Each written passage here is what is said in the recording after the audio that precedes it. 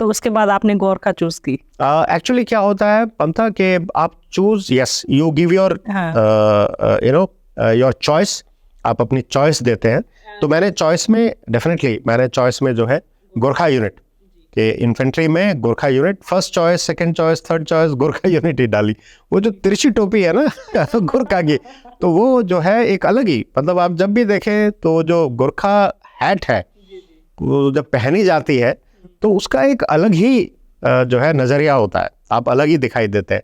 तो इसलिए शायद जो है, और मुझे बड़ा अच्छा महसूस हुआ जब मुझे गोरखा यूनिट ली 711 GR, तो 7वीं बटालियन 11 गोरखा राइफल्स। आजकल काफ़ी जो है स्पेशली सिविल डोमेन में गोरखास के विषय में इतना मालूम नहीं है, तो मैं आपको जी बिल्कुल बताइए, क्लियर बताना चाहता हूँ।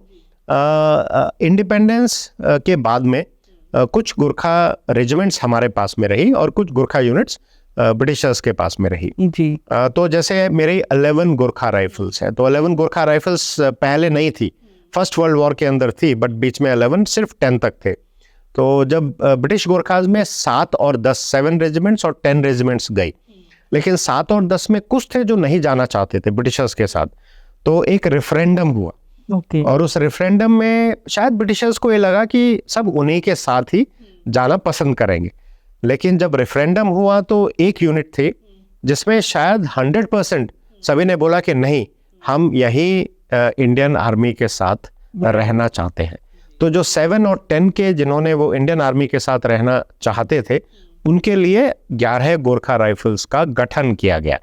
तो एक तरीके से अगर माना जाए तो 11 गोरखा राइफल्स एक हमारी अपनी इंडिपेंडेंस के बाद में सबसे पहली रेजिमेंट है जिसका गठन हुआ। तो मुझे इस बात का बहुत ही गर्व है कि मुझे 11 गोरखा राइफल्स मिली।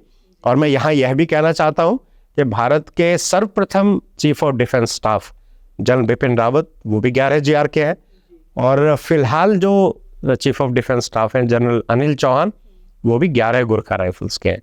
तो देश को 2 जो CDS मिले हैं सबसे पहले, वो दोनों ही 11 गोरखा राइफल से मिले हैं।